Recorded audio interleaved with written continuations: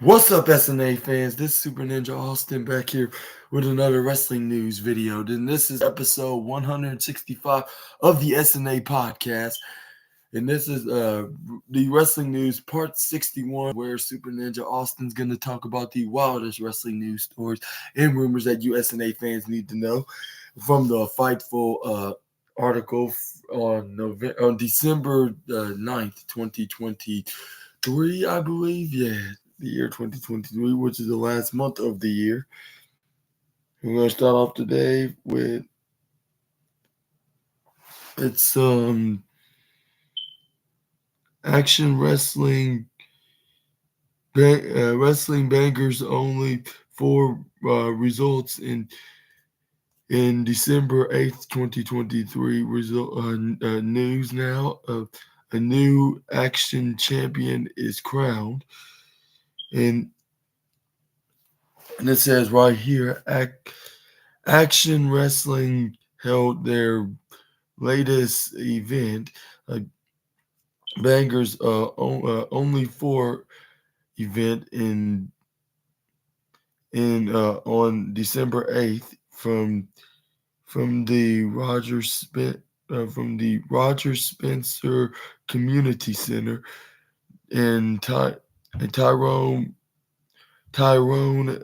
Georgia. The The event aired on independentwrestling.tv. You can read the full result, like courtesy of Cage Match and highlights below. And it says, onto this Fightful article for today, it said Action Wrestling Bangers only four results on December 8th. Like shows like Diego Hill defeats Landon Hale, and Rachel Armstrong De- defeats Devlin Ma- Macabre, and Bojack defeated Austin Luke. And then also we have the squatting dragons, like swatting dragons, Iran Wade and Cody Manhorn defeat BK Westbrook and Ella Envy. Billy Starks defeat Daniel Daniel Ma, Ma, Makeup Makeup Mark McCabe, I should say Daniel McCabe. That's what I meant to say. And we also have Rico Gonzalez defeating TJ Crawford. We got Channing Thomas defeating Bobby Flacco. In the action title itself, three-way match with Alex Kane defeating both Alex Priest and the champion Cruel. Hope I pronounced that right.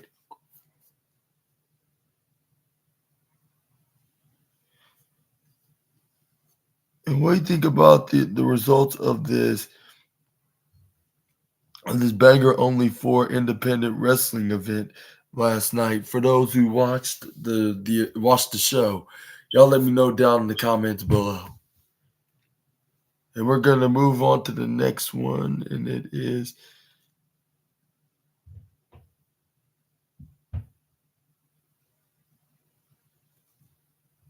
the result the ratings results of Friday Night SmackDown last night, which it brought some very good numbers, even though it didn't bring as much numbers like it would used to bring in.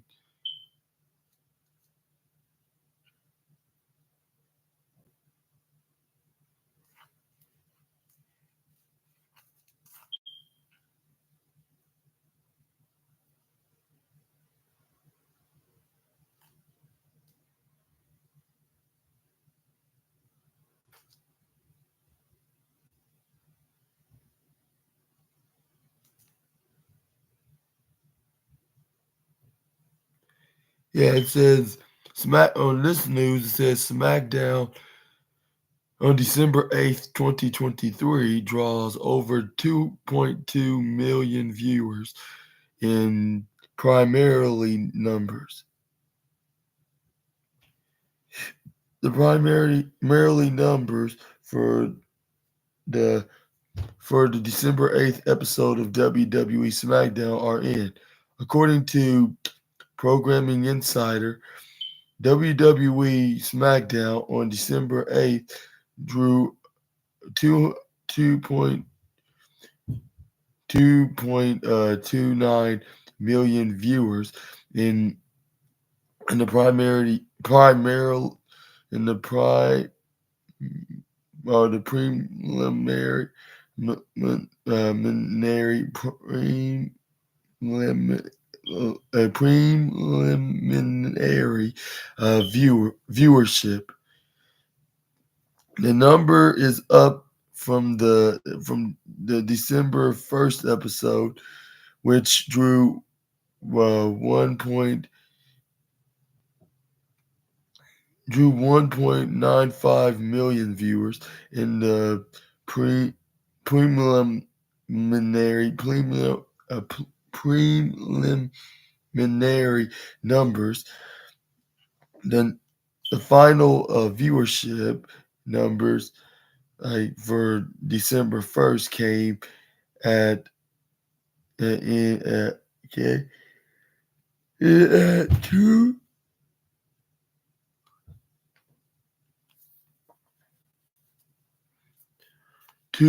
it came in at 2.044 million viewers overall. In Friday's episode scored a 0.57 preliminary rating in the 18 to 49 demographic. This number is up from the 0.53 preliminary rating on December 1st. The final rating for last Friday came in at a 0.59 rating. Friday's episode of WWE SmackDown was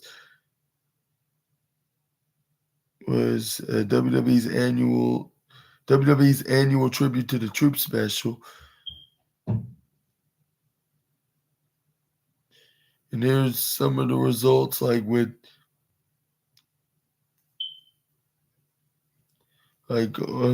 what's on the top 5 results of how many viewers it bring.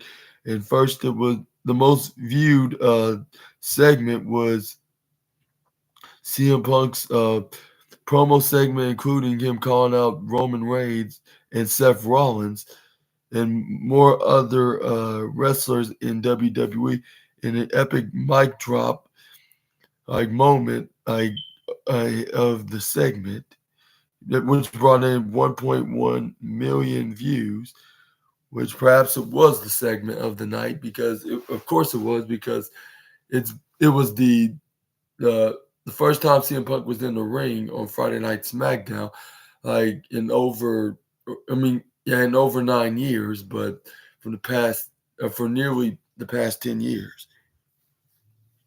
And come at number 2 is SmackDown's most raunchous or raucous moment, but longest moment at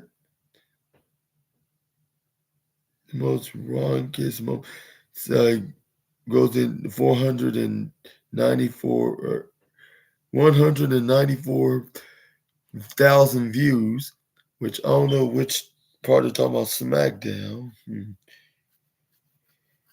but maybe I'll figure it out later.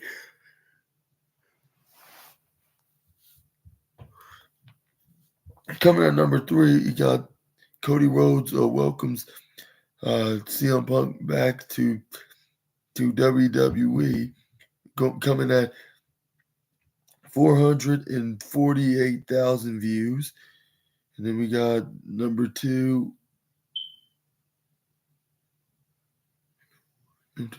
or not number two, I'll say number four perhaps. Excuse me.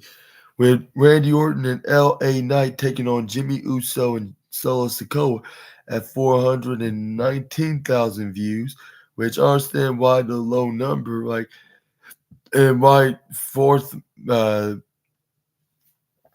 of the night, because viewpoint of the night, which is still should have millions of views, but still brought in a good decent number, because this earned the match of the night on my review last night on the SNA podcast SmackDown review. Make sure you guys check that out. But yeah, and we got Orton warns, and they called this who he could RKO'd him again for giving him that $100,000 check, which the fine was $50,000, which I also talked about that too. I was like, we could see him doing RKO, and this is just in advance payment, like warning that he could do it again. So he's gonna be prepared that it's and he can do it at any moment. Like you just gonna spare him from now, like unless they're in the ring.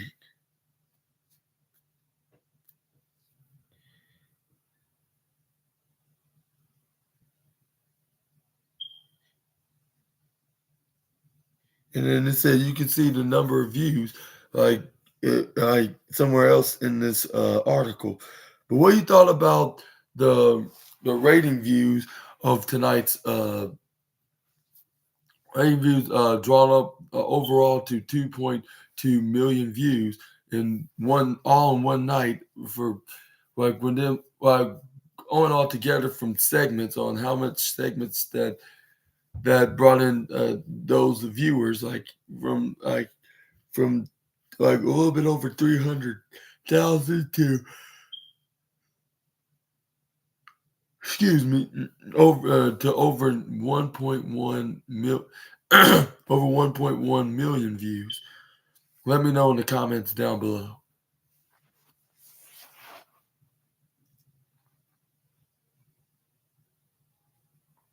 Up next, we got some all ego Ethan Page news, and and if you ask me why I keep calling him all ego, even though when it's not necessary, I just like calling him that because that's sort of a nickname he came up with, and I thought I continued to say that about him.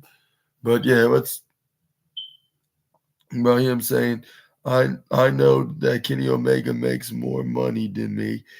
I'm gonna make sure he earns his pay.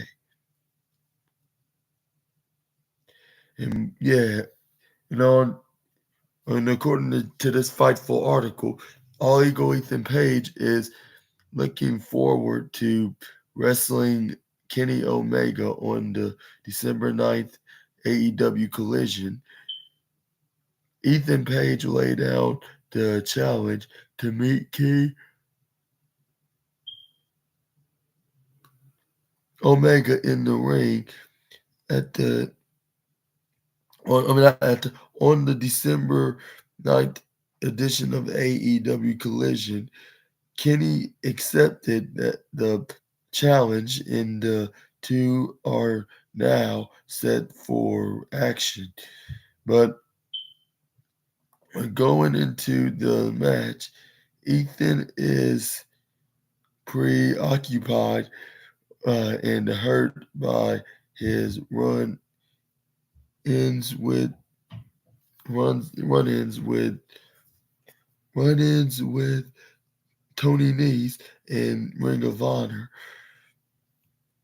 Ahead of the match, head of the match, like on December 9th, Page spoke to AEW in a digital exclusive about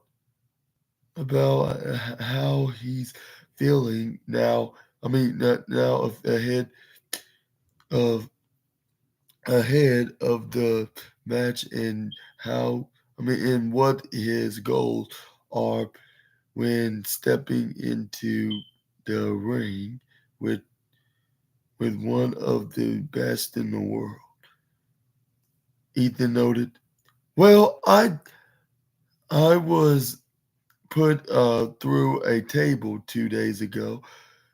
My ribs are not 100%, so you're telling me this is one of the biggest matches of my career, and I'm not feeling too hot right now," Page said.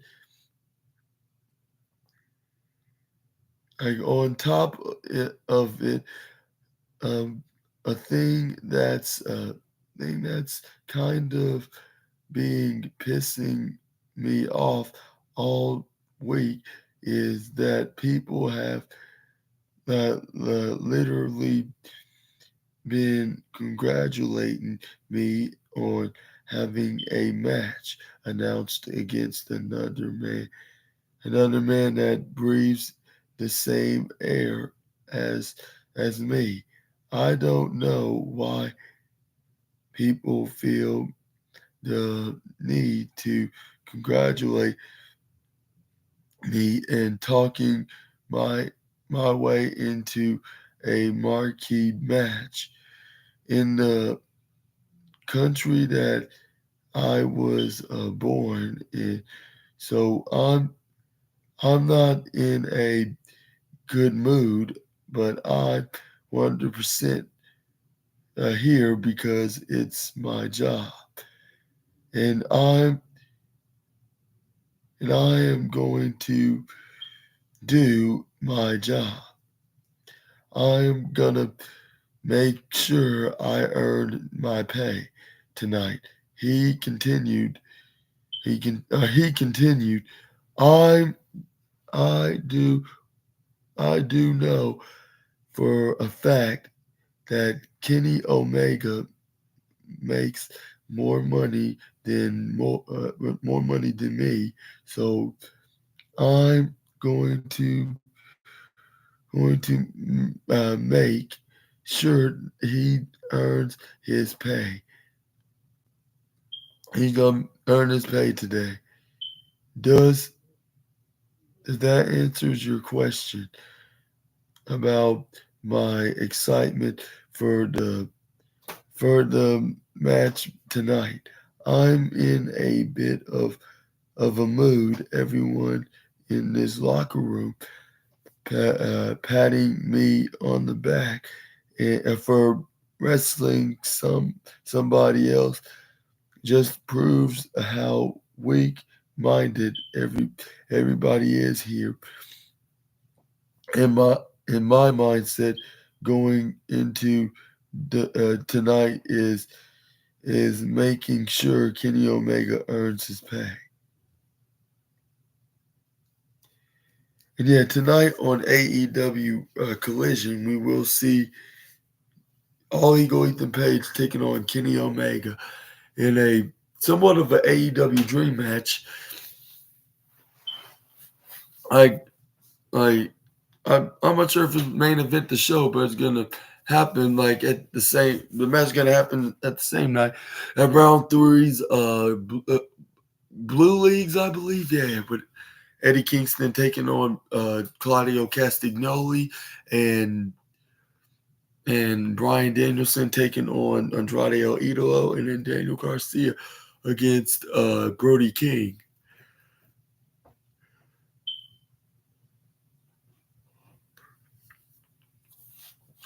And what's your results on tonight's show?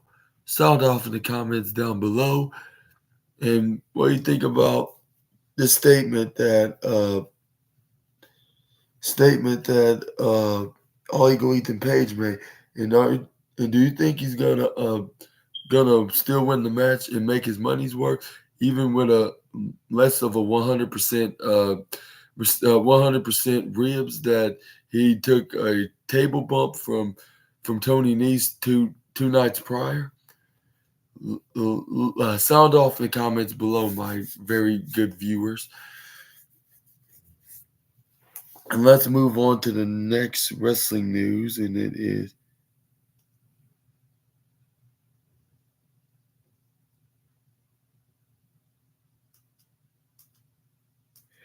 a very interesting good news. It's like brings up of the comparison viewers of from the past 4 years on SmackDown on Fox, and the results from then. It says below are all of the SmackDown TV viewerships numbers since the start of 2019. You can see three complete list of cable televised numbers at this link. Like January 1st, 2019, I should say. I don't think on Fox. I'll say perhaps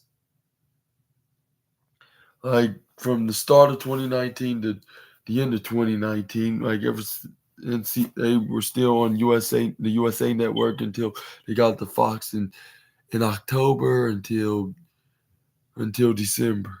Which January 1st, we saw like on that New Year's, they had up to 2.091 million views, and we have on January 8th in 2019 they have 2.032 million viewers, and then January 15th we got they had two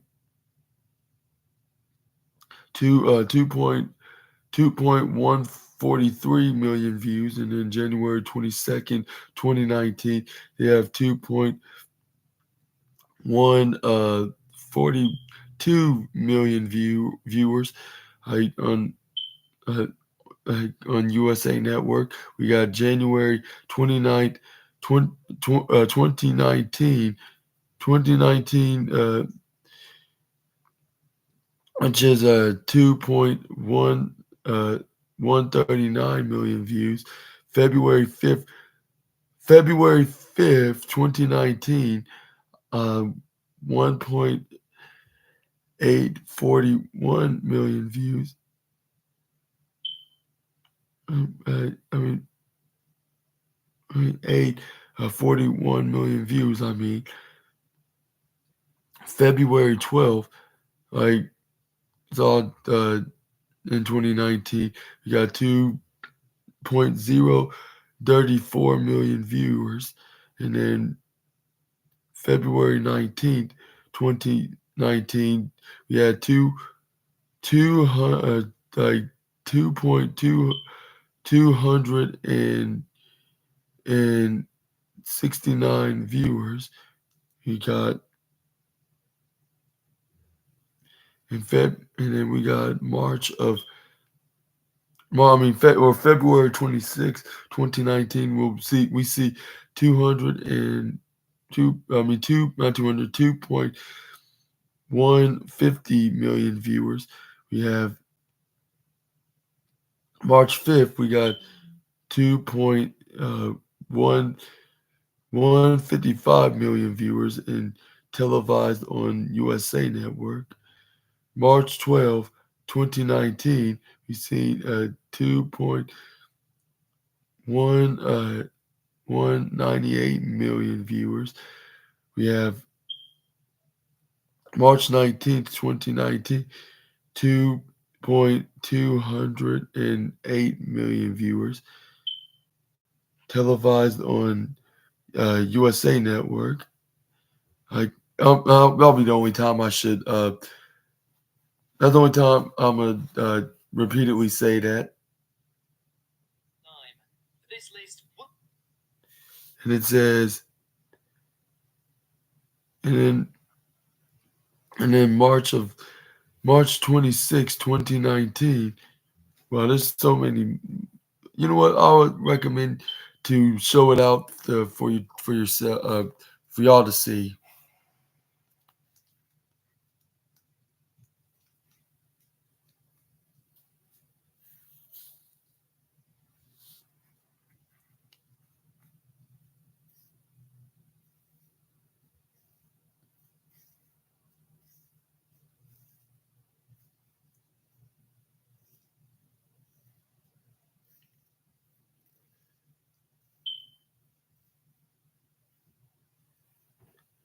If it's going a little too fast, then I'll recommend you guys pausing this video so you can read from top to bottom on how many views that SmackDown has from from the early days back 4 years ago, which it was about to be 5 years ago, which I cannot believe is already half a decade ago. Like from like ever since I was Super Ninja Austin, of course.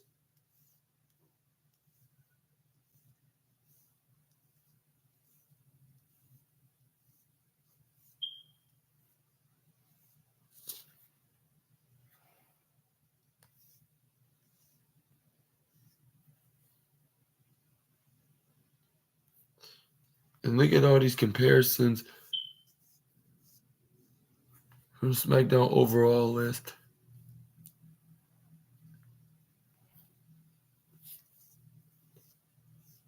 from from 2019 till now in 2023, of course.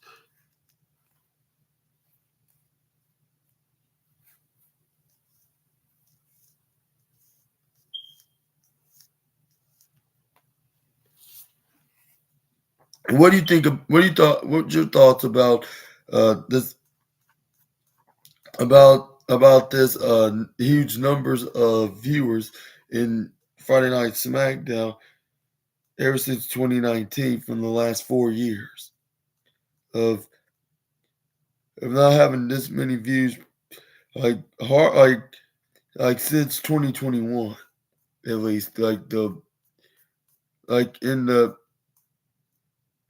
latest years in recent years I should say. Y'all let me know down in the comments below. That's because SmackDown was somewhat of a good show, like that was better than Raw at the time.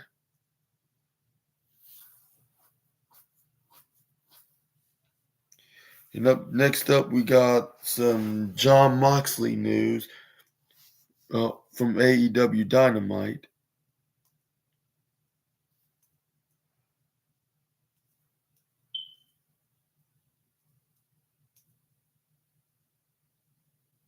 And it says, Jon Moxley had to say, I've never seen a belt get anyone over in my life. I've seen people get belts over, which that's true. Happened plenty of times before. Especially what if the belt looks good and looks like a good looking championship or not. Like it's still like the fans and people get the belts over is such a prestigious title. And it says Jon Moxley believes the man makes the belt, just like another John in professional wrestling, which I'm not sure if I should mention on here at the moment. But anyways, Jon Moxley is currently competing in the AEW Continental Classic, a round robin tournament that will end at AEW World's End, with the winner capturing both the Ring of Honor world title, I should say, the NJPW Strong Openweight title, and the AEW Continental title to become a Triple Crown champion. While speaking to Chris Chris Mueller of Bleacher Report, Jon Moxley commented on the number of titles the winner will walk away with the tournament as a whole. He said, "There's a lot of belts," Moxley says. "Belts come and go. They are they are what you make them. I've never seen a belt get more over in my life.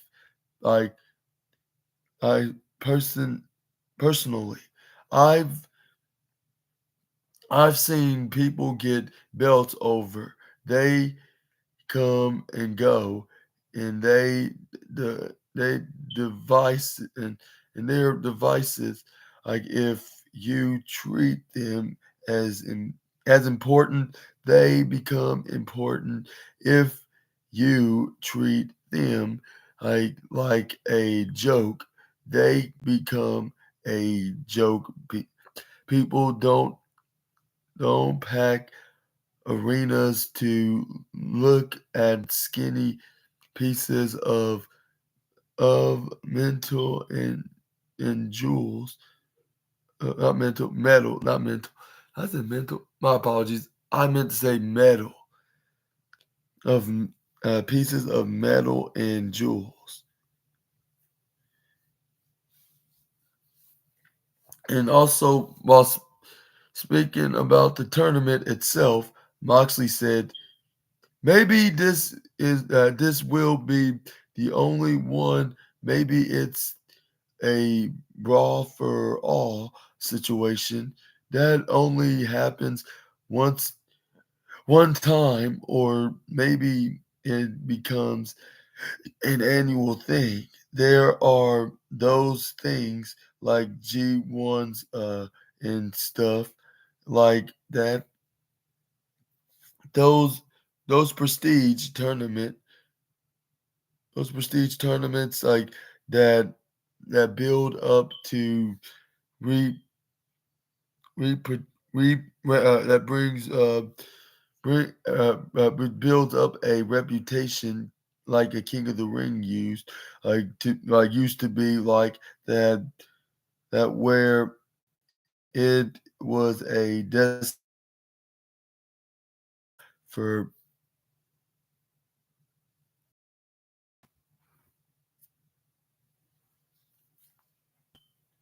improve yourself for young guys being the first one.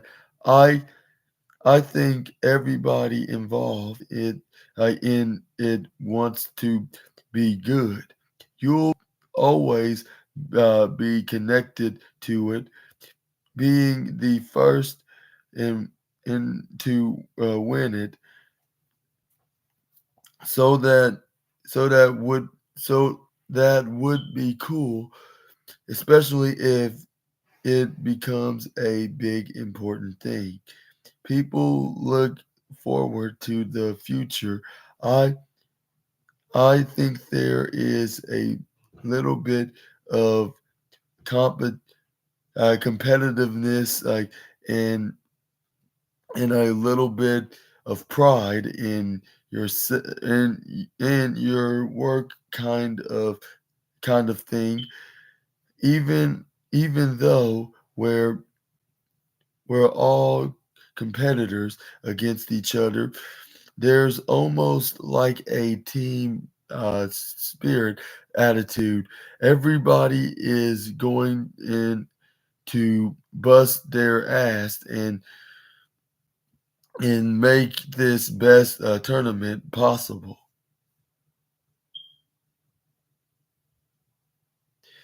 The main the main comparison is going to be the G1 because at at its core, it's basically the the same idea. Same idea. It's a round robin tournament. We have to be different from what the competition does, what WWE does, what everyone else on TV does. We have to always be different and give things you can see or nowhere else. We don't want to do the same thing as the G1. So when whenever we can do something that will make it different, we should, especially for a Western audience. Like, it has always been confirmed that the AEW Continental Classic will be an annual event, and the person holding the Triple Crown title, when the tournament comes around, will be all will be automatically entered. Fans can check out the the standings for the AEW Continental, clicking on the other article. But what do you think of what do you think about John Moxley's comments about the Continental Class being the annual thing and it's their own different thing in AEW, rather than being any other competition, especially WWE? Like with them, and also about comparing it to excuse me, comparing it to like a King of the Ring, what I do a King of the Ring or a G1 climax of from New Japan Pro Wrestling or King of the Ring in WWE. Like, what do you think about that? Which it's like its own tournament, of a big achievement, like in the world of professional wrestling. And what do you think about uh, him saying a sort of a similar line what another fellow John in professional wrestling would say, of saying, like, the man, I mean, the belt don't make the man makes the belt. Like, wherever the man can be, like, belts can come and go, but who's the one that's bringing that prestige into the championship? And what's the fans' take onto the championship as well? Like, and are they to see if they're well invested into the belt or not, and not just give them any belt that they're not going to be invested in. But yeah, y'all let me know what y'all think about this in this interview in the comments down below. And we're gonna move on to the next.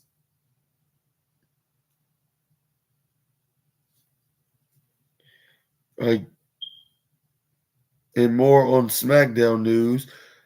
But this time it's about CM Punk.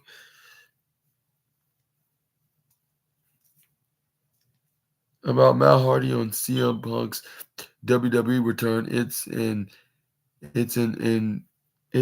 environment it's an environment where I think Phil would be on his best behavior.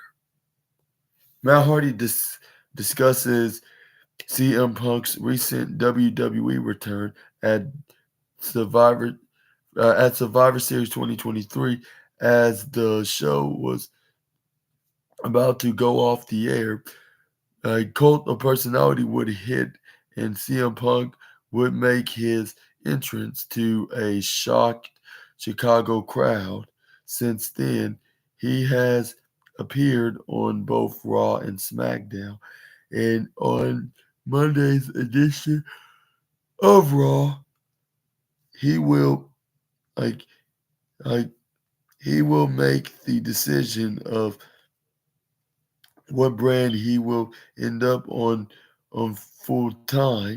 Like, when she said he'll make up a decision this coming Raw on what day did, oh yeah, December 11th, 2023, this coming Monday, of course. And several stars in the industry have commented on Punk's blockbuster return, including several AEW talents, while speaking on the Extreme Live podcast. or should I say, his Extreme Live of Matt Hardy podcast. My apologies. Matt would discuss. Matt was Matt would discuss CM Punk's return, and noting that he feels the WWE environment will be positive for Punk. He said, "You You can't hate that move by WWE for sure. It was a shocking move. Obviously, it was gonna get people talking. It's it's business and it's good for business. I would imagine it's an environment where I think Phil would be on his best behavior there. If that makes him happy and he's good with that, then I'm fine with that too. I'm cool with that. It it is what is what it is, he said. Punk most recently uh, appeared on last night's SmackDown uh, on the Tribute to the Troops edition of Friday Night SmackDown and is currently scheduled to appear on Monday's edition of Raw, as noted above. Like he also will,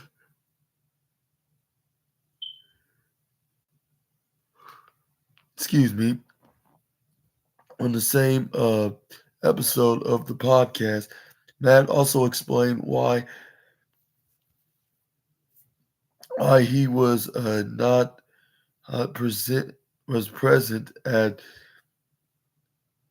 Wednesday's not present at Wednesday night's Dynamite, which that's in another news story.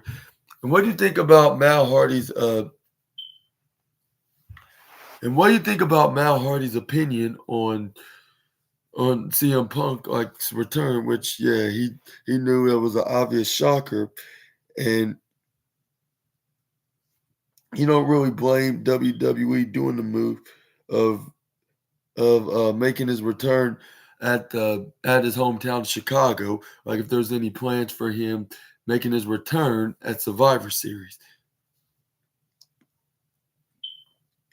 and he even said that he would imagine the environment where Phil is on his best behavior and he's nothing like against WWE like he was a decade ago,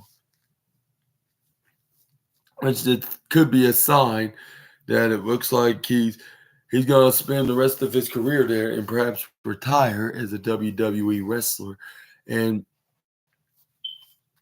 be in big matches, dream matches perhaps, like with the likes of Seth Rollins, Roman Reigns, and even some of the guys he haven't faced in WWE before, like that came there like long after Punk have already left.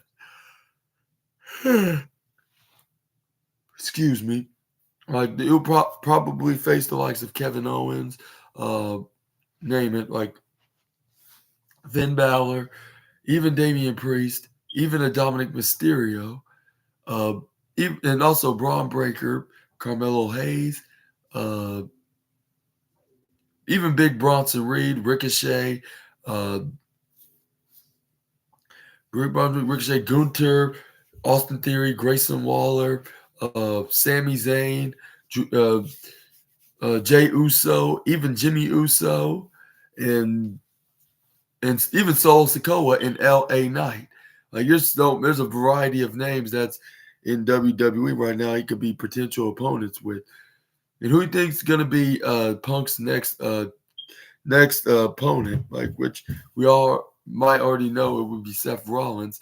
But what dream opponent would you? But also, what dream opponent would who you want him to face?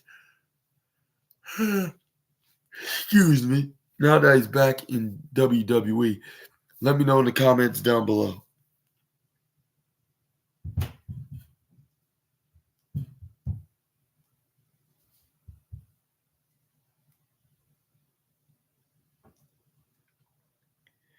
Up next, we got some Tyler Breeze news now.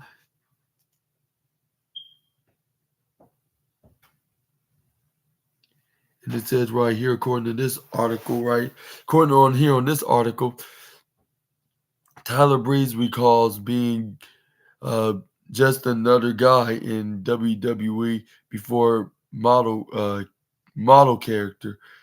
And it says right here, Tyler Breeze recalls how his male model character uh, would come to pass, like in July of 2013. In July of 2013, Tyler Breeze would debut his male model gimmick that would catch on quickly in WWE's developmental brand NXT. In his time in NXT with the with the gimmick, he would take selfies frequently, both in and outside of the matches. The gimmick would catch fire with the NXT audience, and would lead to major opportunities. The the superstar, including a one-on-one matchup with Japanese wrestling legend Jushin Thunder Liger, while speaking while speaking recently on the two-man power trip podcast. Tyler Breeze discussed how his character came to be crediting Triple H's influence with the character's development.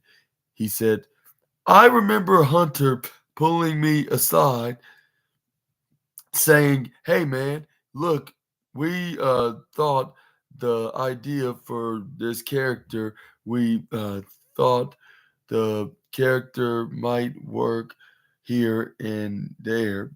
It might be a fun little bit in the show, but this was the test, to kind of see if there's to his to this legs to this, like Breeze recall, like he goes, there's legs to this, we can do anything, if there's legs, and like like he goes, if there's legs to this, we can do anything with this. Now from there again, we got closer. Like Breeze mentioned that, but with his new gimmick come more attentions from the game. Tyler Breeze also added, when the Tyler Breeze stuff like started to hit, when the Tyler Breeze stuff started to hit, it got a little bit closer to that point. I had kind of just been another guy lost in the shuffle. I I talked to him, but there was never really a reason to care about me when I started doing the Tyler Breeze stuff. Then he really kind of went all right. Like I seen he's having fun with it. I see he's starting to figure this out. Tyler Breeze hasn't competed for WWE since mid 2021, but returned to the earlier this year on the independent the independent wrestling circuit. Let me refer. My apologies. And then elsewhere onto this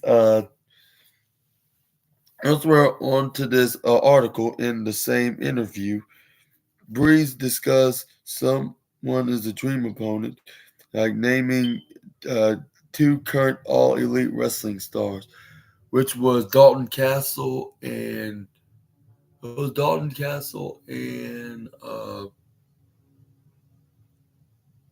which by the way was also Orange Cassidy and Dalton Castle, which I read that on the it was on the Wrestle Talk article. It was from Wrestle Talk, of course. Yeah, I which yeah, I know exactly what they're talking about. They also had they put that on their article as well, just like Wrestle Talk. And what do you think about Tyler Breeze reviewing like like some of the credit goes to Triple H of helping them creating the gimmick of the Tyler Breeze character, like of the Prince Pretty male model gimmick, a male modeling gimmick, I should say, with him doing the selfies and with Triple H telling him like if this start growing its legs, then you're like then we're gonna have you out there like he's saying like before he was even doing this on NXT, he's gonna see if he can do if this has some potential and has legs, then he's gonna have him be this character on NXT programming, I should say. Excuse me, and like on NXT programming, and then I think it had some success. Like even yeah, even facing Jushin Thunder Liger in in the process like of in WWE. Like also facing Jushin Thunder Liger like on top of being a mark being a very recognizable name when he got called up to the main roster, being in numerous of feuds with the likes of Dolph Ziggler and like feuds with Dolph Ziggler, I believe Dean Ambrose, and even teaming with Fandango to form Breezango after they ditched R-Truth and Goldust and then Goldust and R-Truth started teaming as the Golden Truth. And they started feuding with them until they got to SmackDown. They teamed with the likes of the Ascension and even had some very memorable matches like with them and the Usos. Even getting a SmackDown Tag Team title opportunities against them until a couple years later they got called up to, got brought back to NXT after Tyler Breeze faced the Velveteen Dreams, with Tyler Breeze nearly beating the Velveteen Dreams for the NXT North American Championship, which the Velveteen Dream retained, but he still stick around like in NXT and even teaming with Fandango, even winning the NXT Tag Team Championship. And then, unfortunately, in 2021, they got released until he got brought back in the beginning of this year while when he was wrestling in the independent scene. But yeah, and what do you think about Triple H being like most of the reasons why, and Triple H had a really good reputation of making wrestlers successful in NXT in the black and gold era from 20 the 12 or 13. I'll say 2012 to 2021. I'll say 2012 to 2021. He made so many names. Like you can name them like from Seth Rollins to I don't know, perhaps Seth Rollins to L.A. Knight. Yeah, I'll say Seth Rollins to L.A. Knight. He made so many stars, and even wrestlers that are on AEW now, like the likes of Adam Cole, Pac, and Malachi Black, Andrade El Idolo. He made so many names like that, like them four wrestlers that are former NXT champions that are that that are on AEW. They're getting their respective their their uh, their respective moments in AEW, and like they did in WWE, in the NXT brand at least. Like, but like, And I'm not sure about Pac though, but yeah, Triple H made so many names and former NXT champions. You can just name them, like whether if it's the men's wrestlers, women's wrestlers, tag team wrestlers, like and tag team wrestlers like the likes of the Ascension, DIY, and AOP, the Authors of Pain, and FTR, which they were known as the Revival at the time. Like they have plenty of positive things to Triple H say about Triple H of bringing them in on NXT, and plenty of interviews, of course. But yeah, let me know what y'all think about this in the comments below about Tyler Breeze. And let's move on to the next.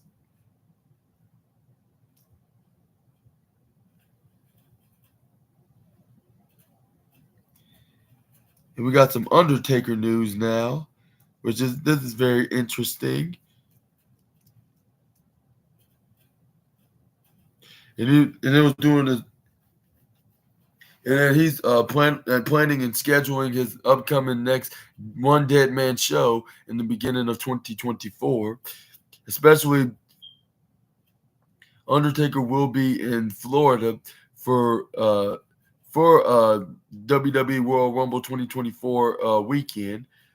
WWE has announced that Undertaker will host one of his One Dead Man Show events in Clearwater, Florida on Sunday, January 28th, 2024. The day before the WWE will take place in Tampa Bay. WWE announced that tickets for Undertaker's One Dead Man show taking place on Sunday, January 28th from from the Behemoth Capitol Theater, like in Clearwater, Florida, will be available to purchase starting at 10 a.m. Eastern on Friday in December 15, 2023 at www.ruth Ruth Ruth Heck had Ruth Hecker uh, Dahl Ruth Hacker Dahl Ruth Hacker Dow RueHackerDAO.com RueHackerDAO.com. Hope I pronounced that correctly. And an exclusive pre-sale will begin at 10 a.m. Eastern on Thursday, December 14th. A limit a limited number of VIP tickets, which include which includes uh, premier seating and a meet and greet with the Undertaker, will also be available. Undertaker One Dead Man show will feature WWE legend The Undertaker in in in an intimate setting, sharing never before heard stories from his Hall of Fame career and taking questions like from the WWE universe in attendance. Like the show has sold out venues in Nashville, uh, Philadelphia, Boston, Los Angeles, Las Vegas, San Antonio, and London. Like since debuting, the show will take place at, at the day after the 30 the 37th annual Royal Rumble at Tropicana Field in St. Petersburg, Florida, and uh, the day before Monday Night Raw at the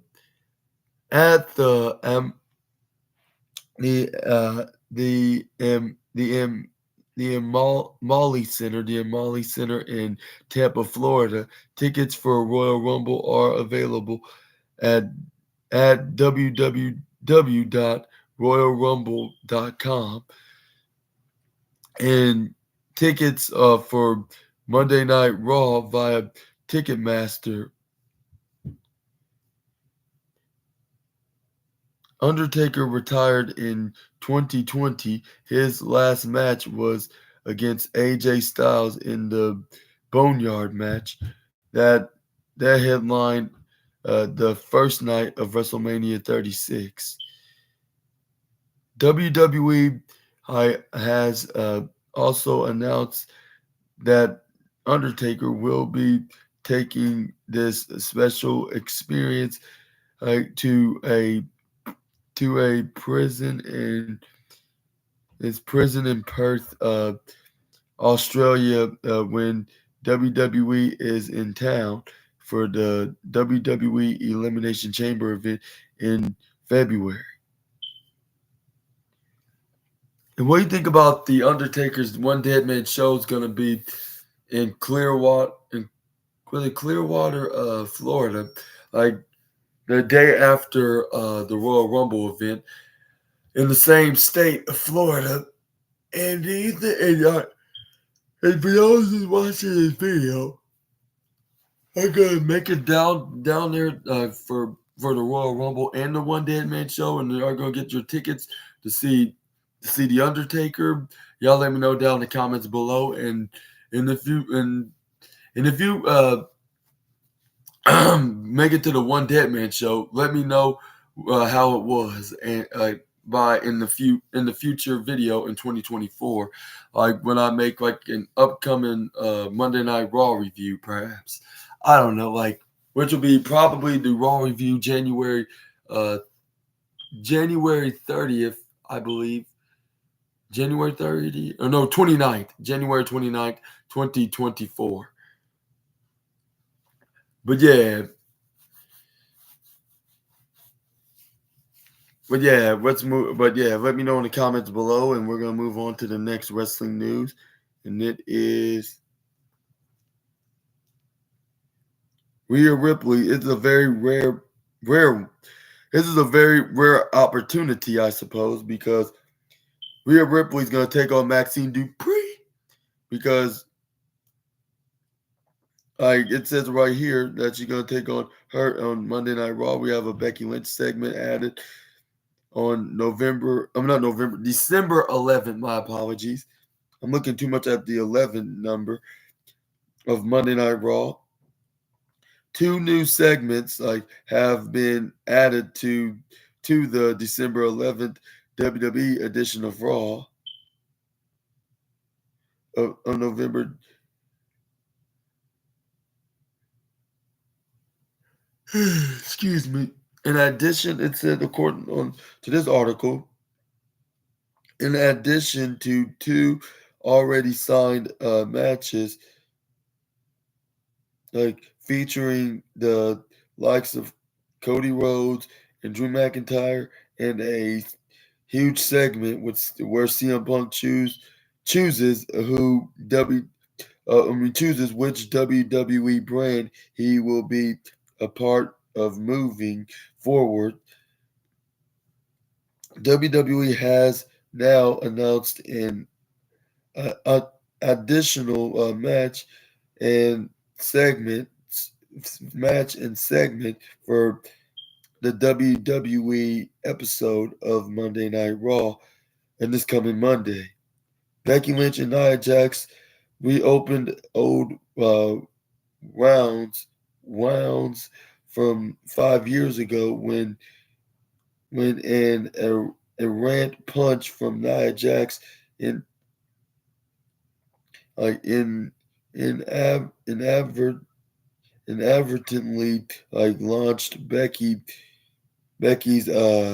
push to the main event of WrestleMania 35. In recent weeks, Jax has continued to threaten Lynch. This has reminded Becky Lynch that they never truly settled their differences, and on December 11th, Lynch is looking to call out the irresistible force, be featured in non-title action. I mean, what I'm talking about irresistible force. Also, it has been announced that Rhea Ripley will be featured in a non-title action when she takes on Maxine Dupree. And and what do you think about this match? Do you think it's a little too early for Maxine Dupree to take on someone in the level of Rhea Ripley, or do you think this could be a test to see if Maxine Dupree is ready to be in the main event scene, even for not for the title on the line? It's just a non-title match. But do you think this could be a sign that she could be ready to become the next women's star in the WWE? Y'all let me know down in the comments below. And there it is.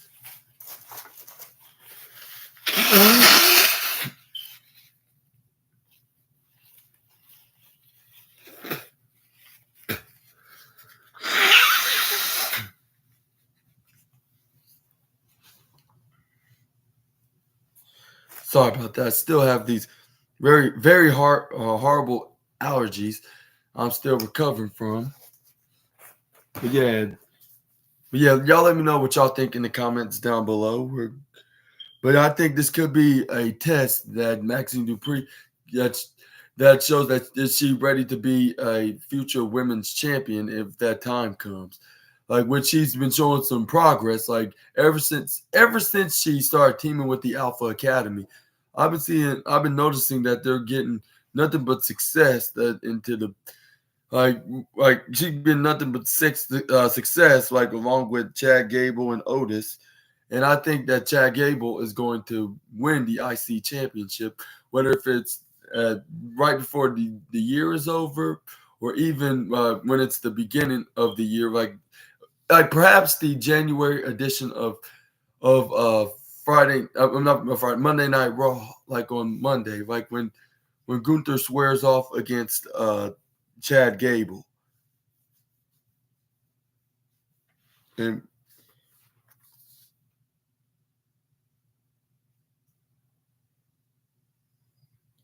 yeah, but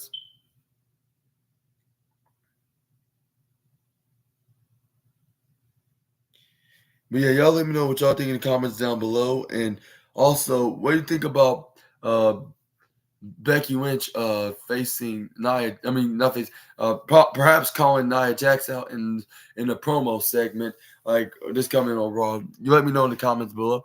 We also have it. It says Becky Lynch is ready to step up to the irresistible force and add another chapter to their already historic rivalry. The man and Nia Jax go away back in in their dis in their dis in their this disdain for one another, but since both superstars returned to the red brand, their rivalry became renewed. And Lynch wants to call out Jax. Be sure to catch this epic encounter live on Raw, only on the USA 8 Eastern, 7 Central, and 5 Pacific. A major matchup is set to take place as Women's World Champion Rhea Ripley battles Maxine Dupree of Alpha Academy in a non-title action. Since aligning with Chad Gable's group of Alpha Academy and training with Gable and Otis, Dupree has made a name for herself inside the ring, but now she faces her greatest test in the into the against the Eradicator Rhea Ripley. Don't miss up this matchup live on Raw and USA. And what do you think about this? These two segments being announced like two in 2 days before the event happens. Y'all let me know down in the comments below. And yeah, I'm gonna be, and yes, sir, ma'am, I'll be making part 18 of the SNA podcast of Monday Night Raw review. Make sure y'all check that out on December 11th. Let's move on to the next. 2 weeks away from being Christmas Day. Let's move on to. I can't believe it's almost 3 weeks away from being 2024. And we got some Trick. Up next, we got some Trick Williams news that he wants to start off with in the Iron Survivor Challenge at NXT Deadline.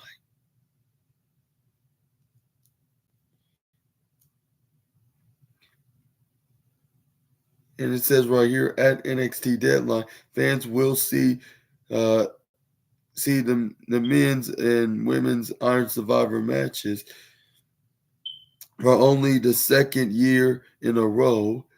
The 25-minute contest will feature 5 men and women in a scramble style matchup where the winner will be the competitor with the most falls in the allotted time this year.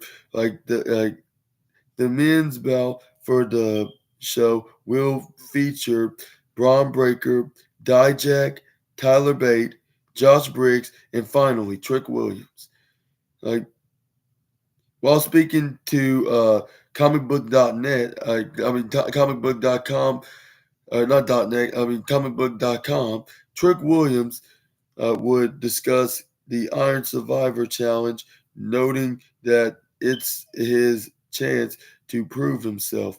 He said, "Oh, absolutely. I mean, this is everything, like you said, man. There are some big guys in this match, like, and you got Josh Briggs, Mr.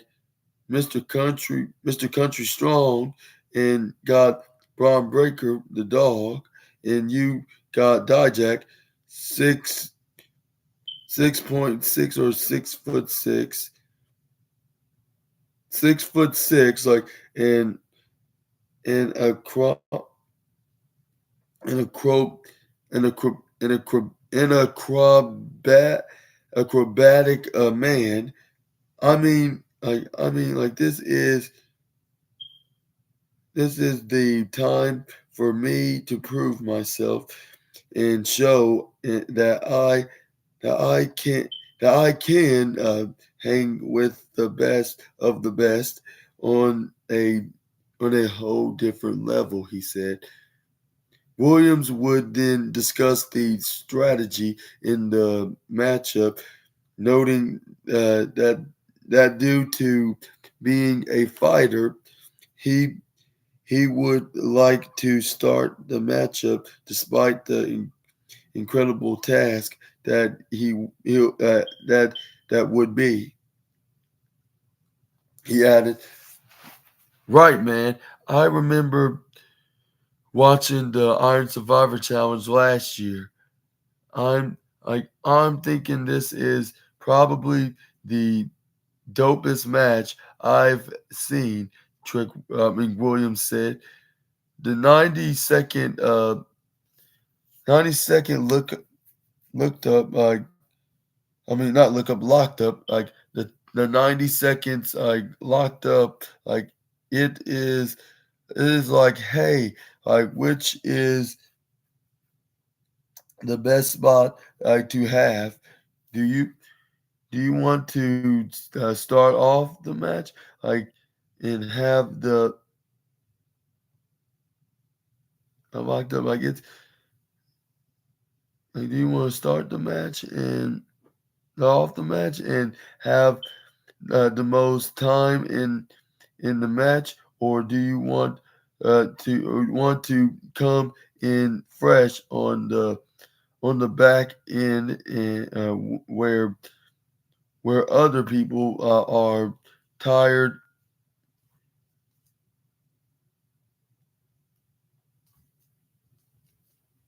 He says where the other people are tired and try to collect your falls that way. So it so it just kind of depends on where your mind is at. Me being the fighter I am, I probably want to start off the match, but I'm looking forward to it. I'm also going to keep in mind, like we said, there are there are some big guys in this match, Matthew. So you got to be careful what you ask for here. Williams is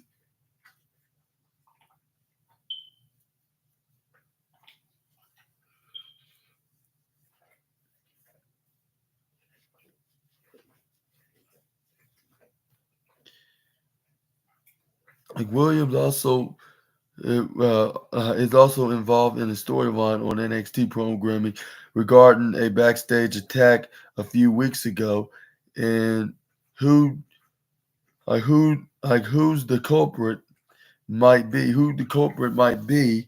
Like the two main suspects is Carmelo Hayes and Alexis King. Are scheduled two main suspects, like which is Carmelo Hayes and Alexis King. Speaking of the two, like they are scheduled to square off at NXT Deadline. Also, like in this match. And what do you think about Chuck Williams being very hyped about this match to the point that he wanted to start off and have more time, even though it's a tough task and you're gonna do all the work and the time. But he said it's all worth it. And do you think Trick Williams will win, or do you think the reveal of the reveal culprit will be, or the culprit will be revealed on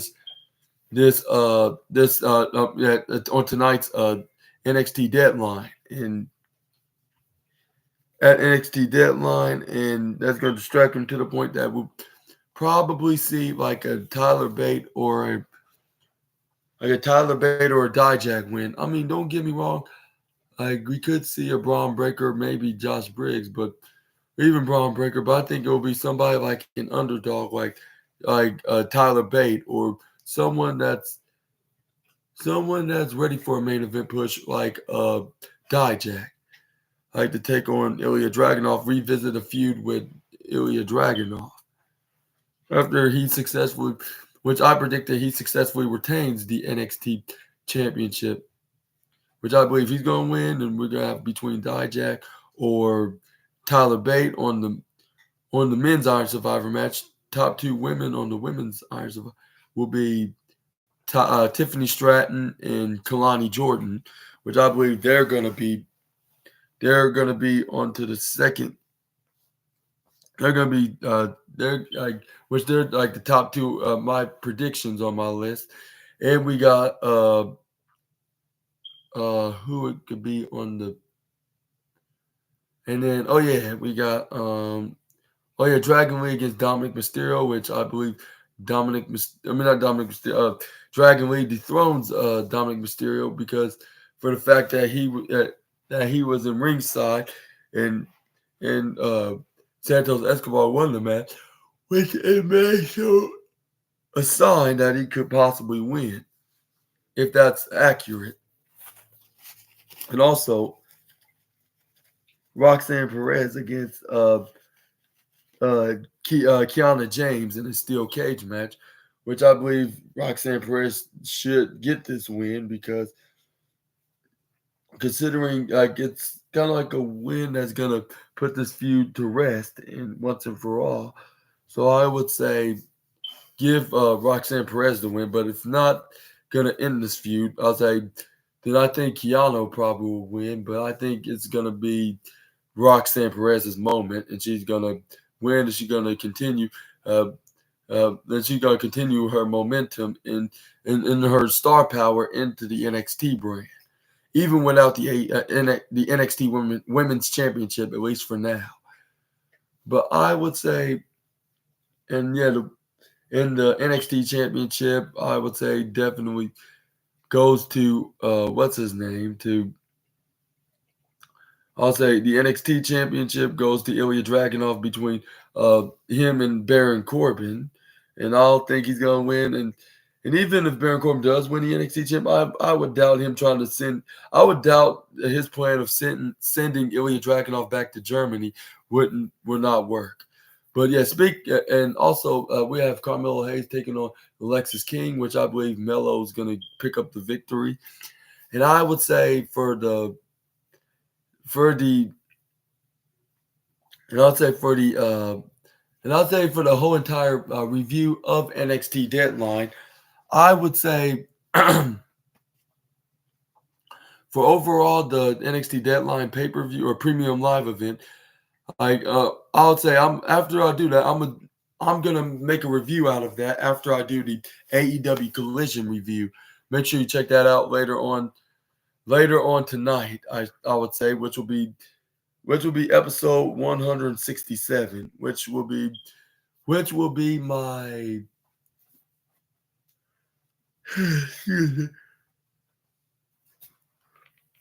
which will be my sixth premium live event I've ever reviewed. But I'm not gonna really I didn't really put down the caption. Like perhaps just I'm not sure if it was needed. Like I'm not sure if you even do part like 16, 17, 18, and even 61 on wrestling news reports and wrestling reviews is even necessary, which I'm gonna put an end to that in 2024. But it's just the start right now. There'll be a starters at this SNA podcast gig. The reason why I do this kind of thing, but yeah, I'm gonna make a review of NXT Deadline overall on what exactly went down, and who win and lost, and what's next for NXT, and possibly who's the culprit who attacked Trick Williams backstage. But yeah, y'all let me know what y'all think in the comments down below, and make sure y'all check out my SNA podcast episode 167 along with episode 166 of the Collision review and the NXT Deadline review. Let's move on to the next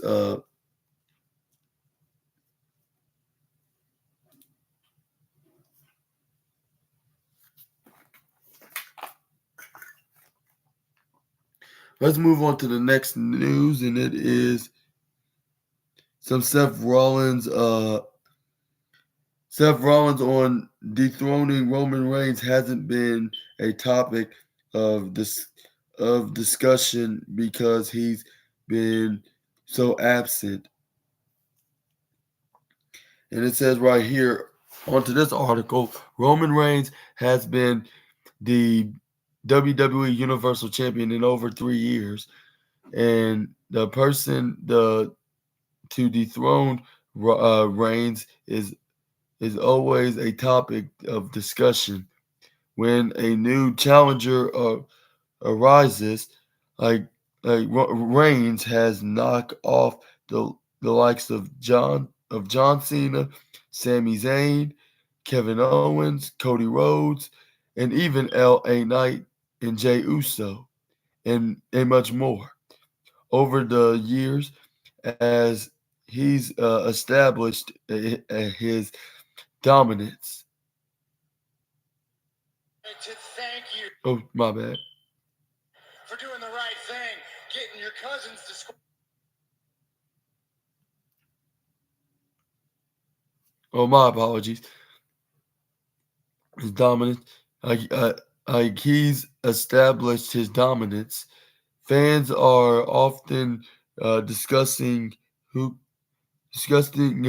may end the reign of Roman Reigns.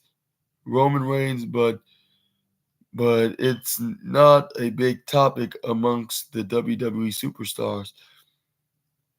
With someone like Seth Rollins saying this on while he was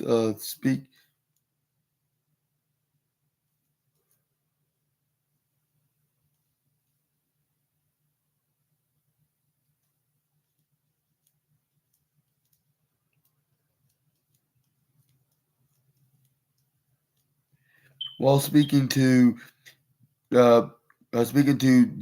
Jimmy Train Trainer Jimmy Trainer from the SI Media podcast.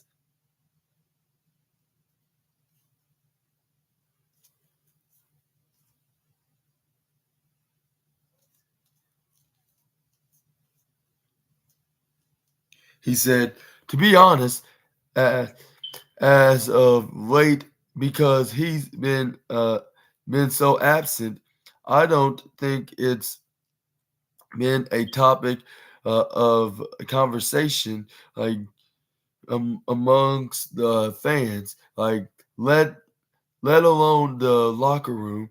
I think it's one of those things where it's an opportunity, but it's such a glass ceiling opportunity. It feels like one of those things where it may never happen. It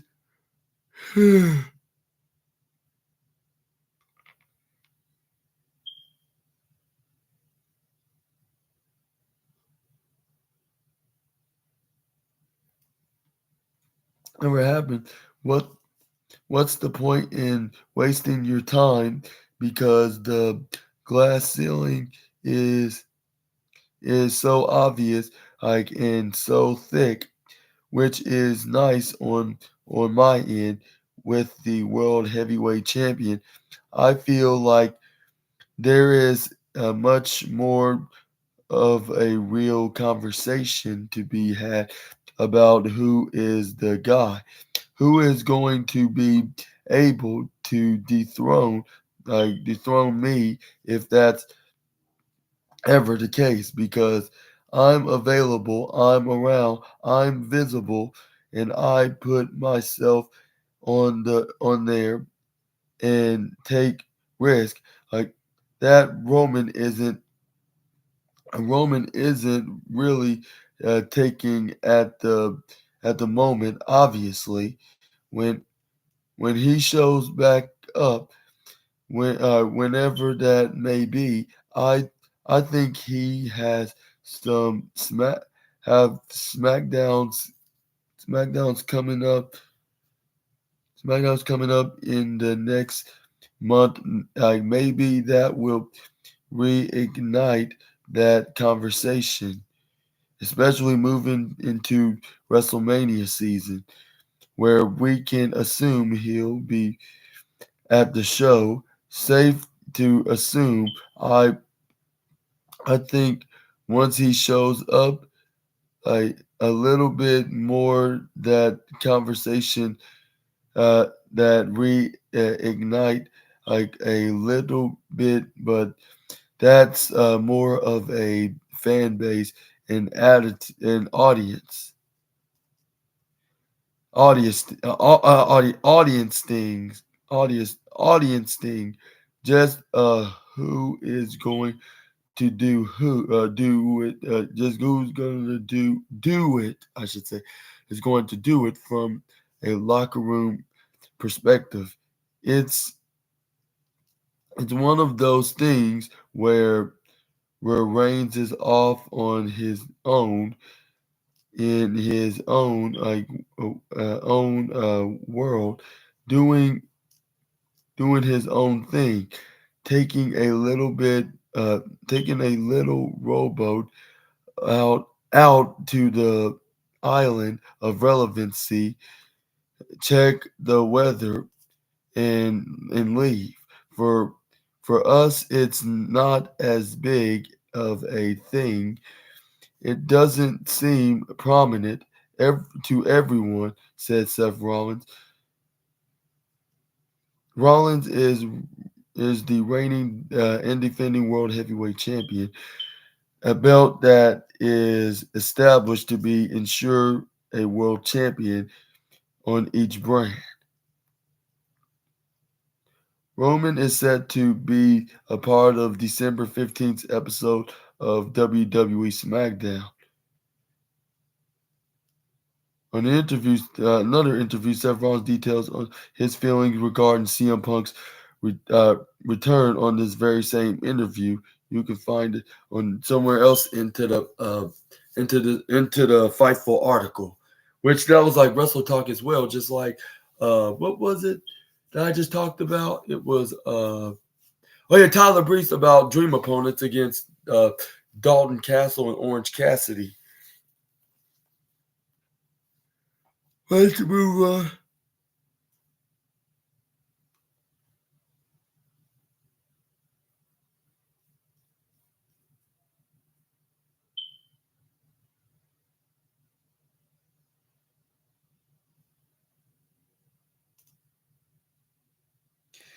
And we got some news with Booker T on Dominic Mysterio. Um,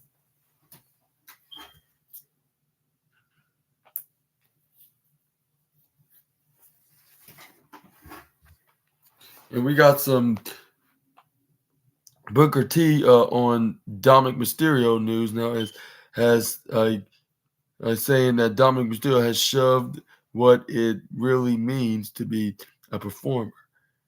Booker T feels like Dominic Mysterio, Dominic Mysterio, like no one is doing a better job than Dominic Mysterio as of late.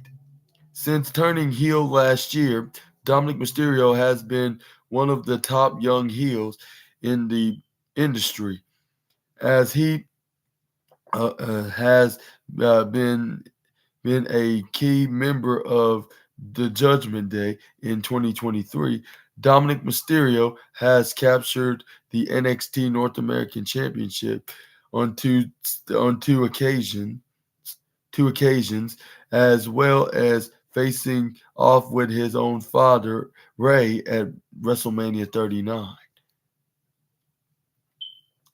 With the NXT North American Championship wins, Dominic has become a regular on Tuesday nights and will look to def- to defend the championship versus Dragon Lee at WWE NXT Deadline. Like later on later on tonight, one person who has took notice of Dominic Mysterio's run in 2023 in NXT, which is the NXT commentator himself, Booker T, on his Hall of Fame podcast. Booker discussed Mysterio's run, calling Mysterio one of the MVPs of 2023 in WWE. He said, Dominic Mysterio has had a hell of a year as of as far as being a heel and a guy that the fans really despise.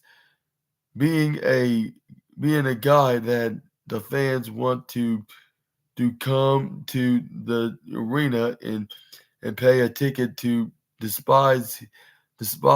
Like he's a done he's he's he's done a hell of a job on the main roster as well as coming to NXT, like and spicing that game up a whole lot. What he's done for NXT, I don't see anybody else doing a better job than what Dom has done.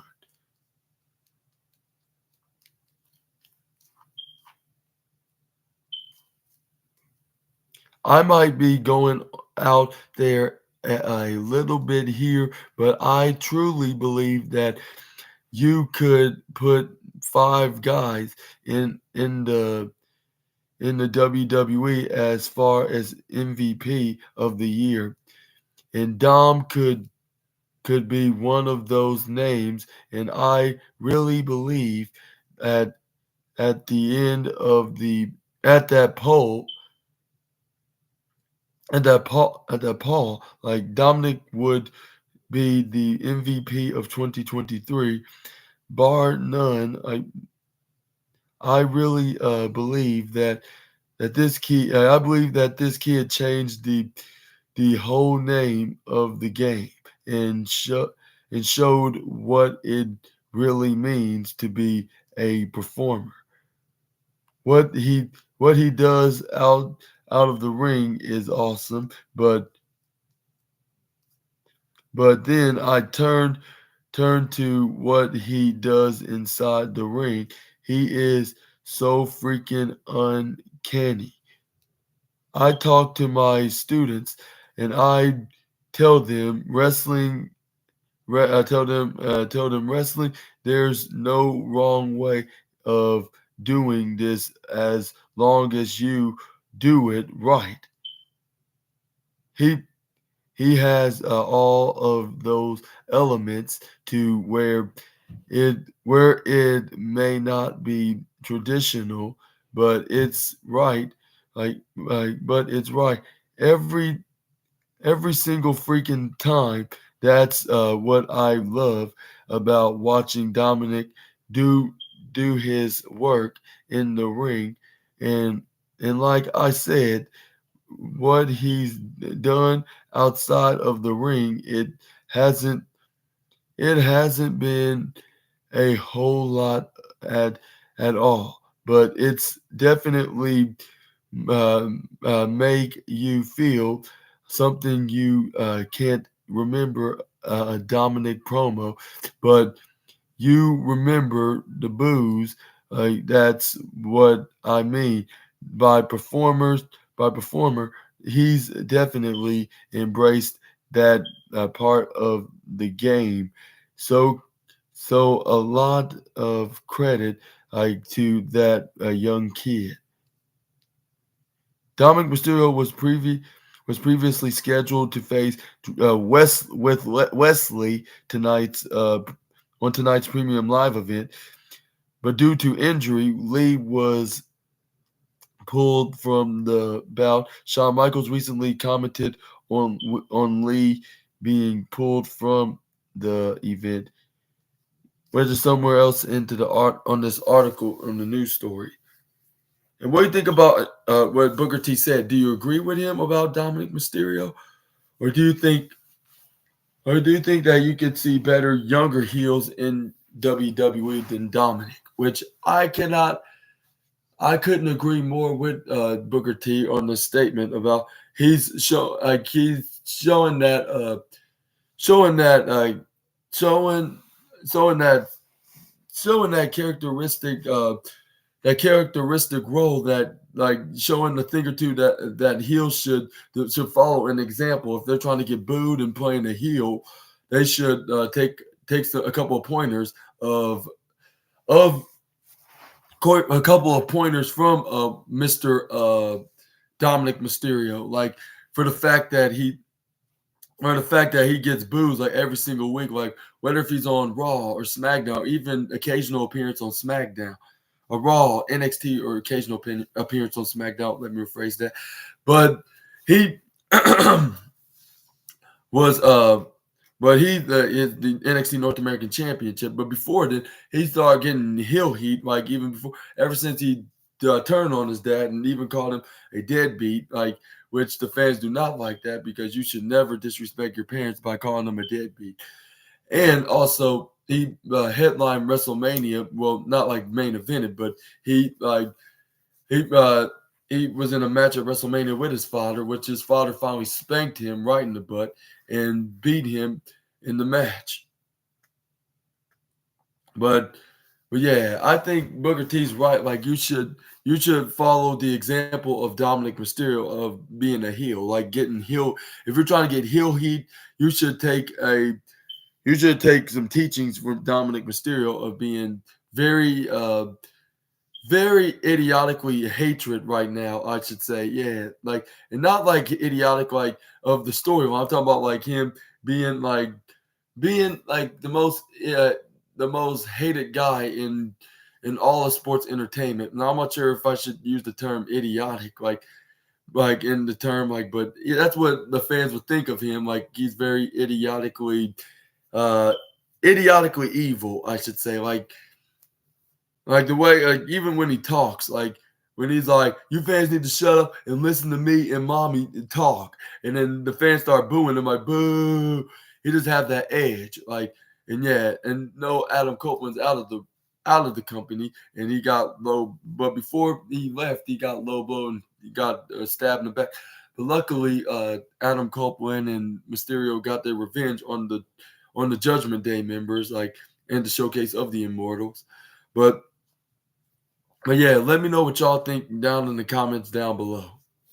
What do you think about Booker T? Do you agree with him on this? Like, let me know in the comments. But let's move on. I guess we're gonna end this video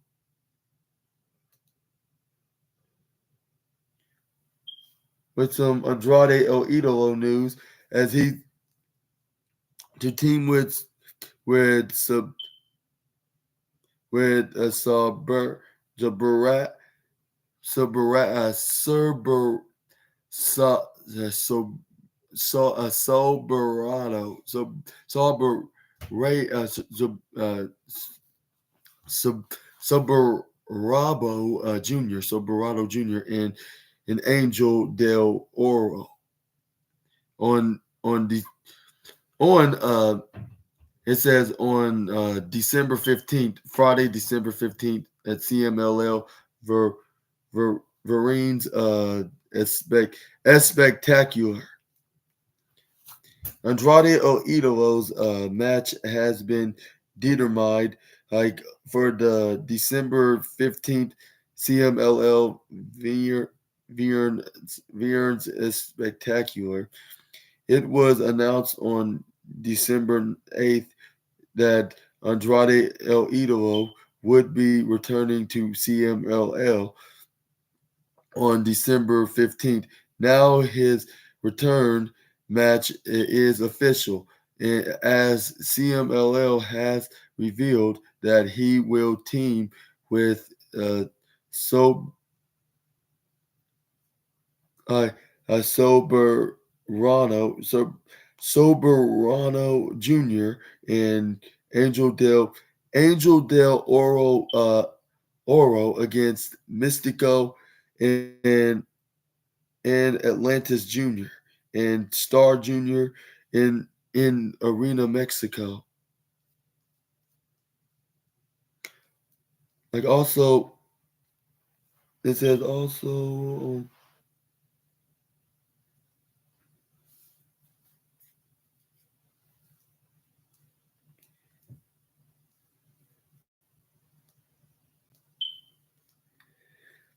and it says right here,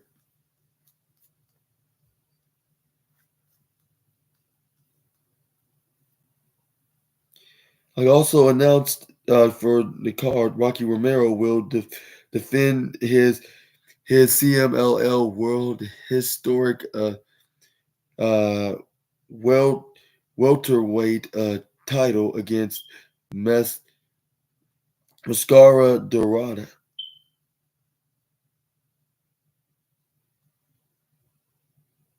And it says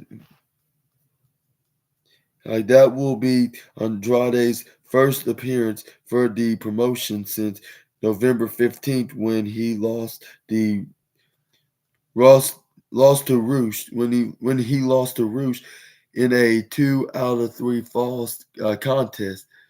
In recent months, AEW has been strengthening its relationship with CMLL. Learn more about that here as well on Fightful. Andrade is currently competing in the Continental Classic tournament in the Blue League. He is scheduled to face Bryan Danielson tonight on December 9th, AEW Collision. What do you think about Andrade facing a former fellow WWE wrestler of Mystico, which is formerly known as Sin Cara, which they're which they're both are currently signed on AEW and teaming with what's their names? Against teaming with Sir Soberano and Angel Del Oro against Mystico, Atlantis Jr. and Star Jr. in a 6-man tag match. And they said, yeah, the last time he wrestled was against fellow AEW Latino superstar, not superstar, a fellow AEW Latino star, Roosh, right, in 2015, which was like 8 years ago, which that was almost a decade ago, like when the last time he wrestled at a CMLL event. And what team what team's gonna win? Is it gonna be Team Andrade El Idolo with Soberano Soberano with with so with Soberano with Soberano Jr. and Angel Del Oro, or is it going to be Team Mystico again with Atlantis Jr. and Star Jr.? Let me know in the comments down below. And it also says Rocky Romero will defend his world historic welterweight title against Mascara Dorada. But yeah, and what do you think about that for those CMLL fans out there that watches CMLL in a very, like, whether if it's weekly or monthly based? Y'all let me know about that also in the comments down below. And yes, that was the end of your this video of the wildest wrestling news stories and rumors that you SNA fans need to know. And hopefully you enjoy this video. And it's from Fightful article from the Fightful article on today's video in December 9th, 2023. And what do you think about who's gonna win the Iron Survivor matches and the other matches on Deadline, and same with Collision with the Canadian Dream match, like with All Ego Ethan Page against Kenny Omega and the Blue League's Continental Classic tournament. And let me know what you think about that in the comments down below. And also, I hope you enjoyed this video and which one was your favorite news on this list.